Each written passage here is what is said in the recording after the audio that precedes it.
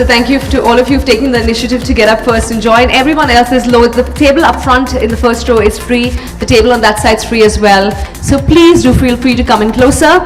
Up next, we have a session on, our speaker is going to discuss effective talent attraction, the cornerstone of a successful talent acquisition strategy.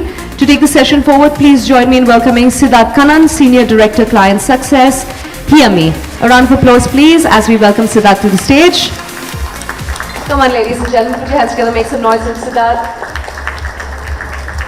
To everyone, even those seated at the back. All good?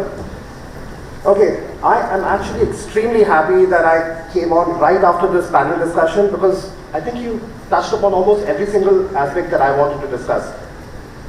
First and foremost, a quick introduction about the company. Obviously, for those who are not aware of HiyaMee, we are about 8 years old in the market. We started our operations in 2016.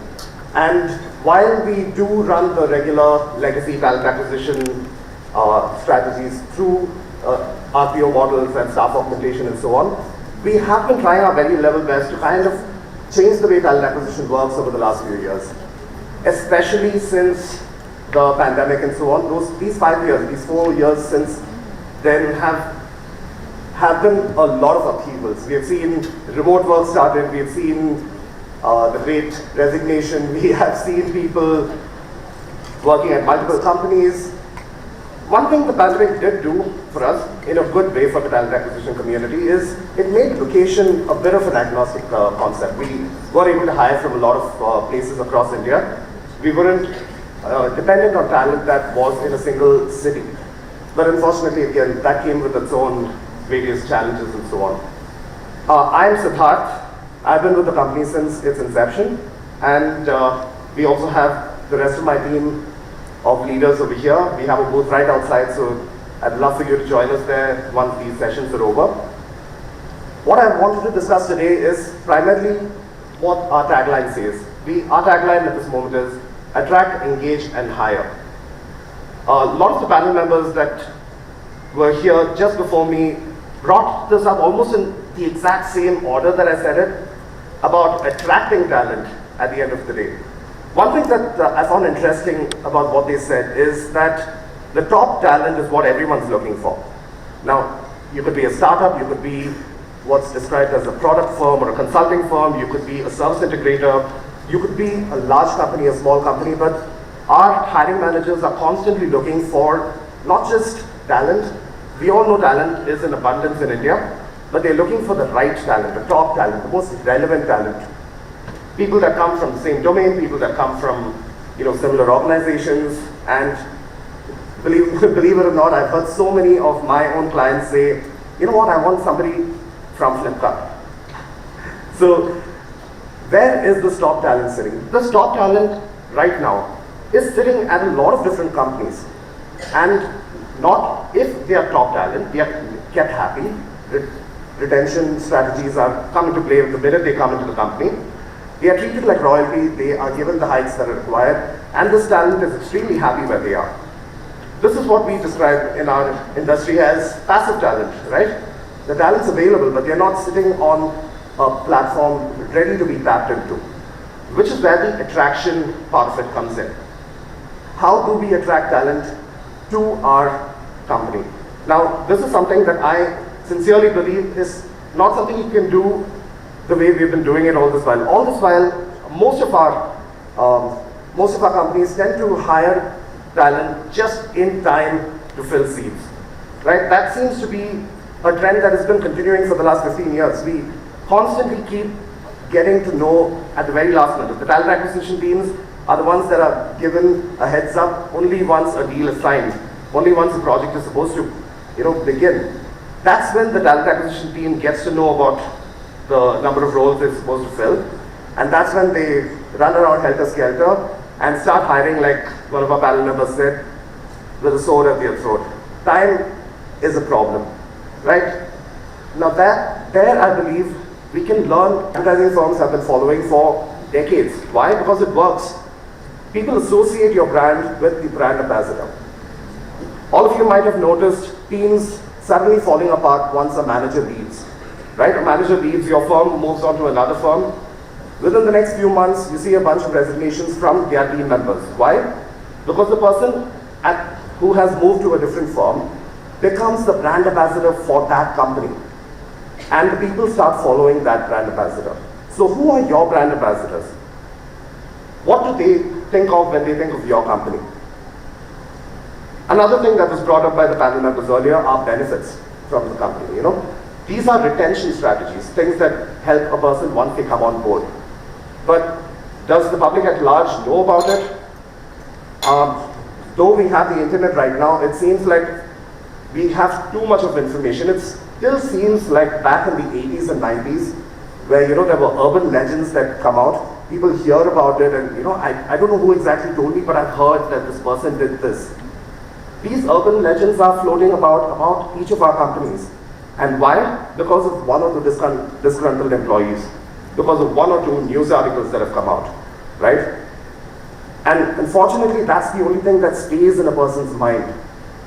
They don't know the kind of benefits that are offered by your company until and unless they come on board. The minute they are going through their induction, they get to hear, wow, we have a portal where you can do a lot of learning. We have options for you to be able to travel and learn. We have options for you to continue your higher studies, and we pay for it. We enable you. And all of this is told at the time of onboarding. This is told at the time of induction. Does the talent acquisition team themselves have the bandwidth when they are running about helter-skelter to be able to be the brand ambassadors and inform the public about this? Not really. So we believe that talent attraction is something that is an ongoing process. You attract talent to your company by putting yourself out there. Your leaders, be it your tech leaders, your thought leaders, your HR leaders, these people become your brand ambassadors. That is the strategy that HiyaMee follows. We go out into the market, we try and get talent for you that's passive. We try and get talent for you, not from a perspective of hiring immediately, though that is the end goal for everybody, that is the ROI that we are looking for, but as building a community. Once again, talking about social media influencers and so on. Why do they build their influencer base? All of these people are important because they have a lot of people following them, and that is what we as companies also need. We need followers, we need people that are constantly being engaged by our teams. The minute we have followers, this becomes our talent pipeline. I mean, this particular pipeline of people, say I am conducting events like this, for example. We are meeting up with a lot of colleagues over here. This particular pool of people becomes our pipeline eventually. And as long as we're keeping them engaged, as long as we're keeping them informed, they get to know about the options that your company offers and why it is a good place that they should choose to be at, way before the time of the interview. What does this do? Just like some of our panel members earlier said, we see dropouts after interviews. Why is that?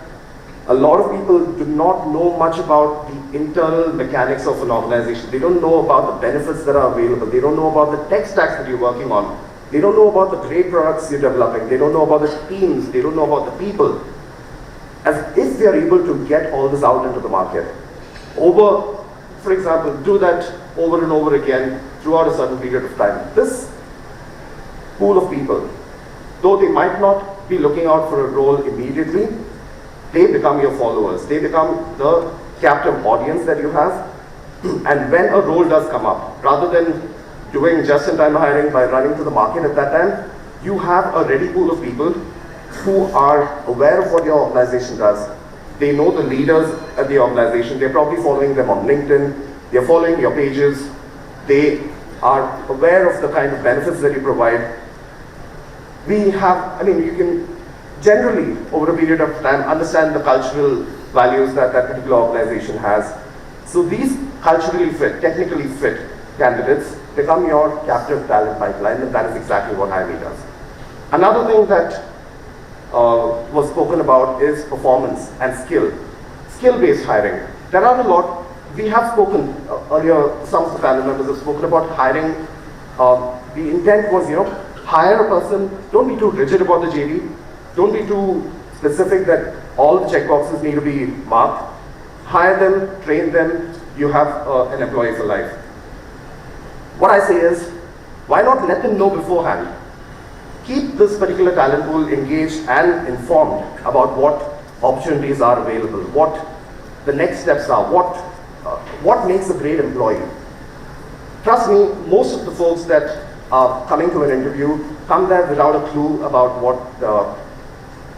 what makes them a perfect fit. And unfortunately, that's not something that only the talent acquisition team can do. It requires the business to be involved also. They need to let us know what exactly they need from a person. And if you keep the talent engaged over the year, these people come prepared. They do their own homework, they do courses, and they come to you as a finished product, who are culturally fit, who are aligned with your values, and more often than not, are not going to be ghosting you at the time of interviews, and are definitely going to be joining you if an offer is extended. I was part of a GCC summit a week or so back at Hyderabad. One of the things that was discussed even during that summit was exactly this. Not about, they weren't worried about whether there's talent in India. It was more about how can I get the top talent that's actually sitting happily in other places. And if you want to be able to tap the right talent, tap the top talent, you have to think long term. Build up a long term strategy that makes sure that you attract this talent, keep them engaged throughout the year, and eventually when your positions open up, go out and tap into this ready pool of talent. It helps you build a better brand overall, obviously. It helps you with speed, because you're not going out into the market that has a person with 90 days of notice period, 3 months, 2 months. You have talent that is already aligned with your values, so you just go out and tap them immediately. You are planning for the future. And since these people are already aligned with your values and so on, your joining ratios go up much higher. They are more culturally fit. And more important, and I think something that all of us tend to come to realize towards the end of the year, is that we also can pre-plan our inclusion, diversity and inclusion strategies. We can make sure that, we are building teams that are inclusive of everybody and diverse, and are not running at the end of the year just to make sure that we hit those numbers. At the end of the day, talent acquisition is something that's going to run. It's a fact of life. It's going to be here throughout. Your company does depend on us to get the right people in, because the people make the company. I believe that we should start thinking more about the future, and rather than just try and get somebody on board the minute a position opens up, we have to start proactively building our brand, and the only way to do that is by going out into the market and using our leaders specifically as brand ambassadors to portray what we want to portray our company in the right light and make sure that people join us when positions open up. Like I said before, I'm trying not to make this into a sales pitch. I'm trying to make this relevant for everybody. If you do want to hear more about how we do this, how HiyaMee does how HiyaMee can help you in building your talent pipelines and building your brand, do visit us outside. We have a booth right outside the door there, and we're going to be here all day. I think I'm almost out of time here. If there are any questions, I'd be happy to answer them. If not, as I said, you can always meet us outside. Right? Thanks a lot, everybody. Nice meeting all of you.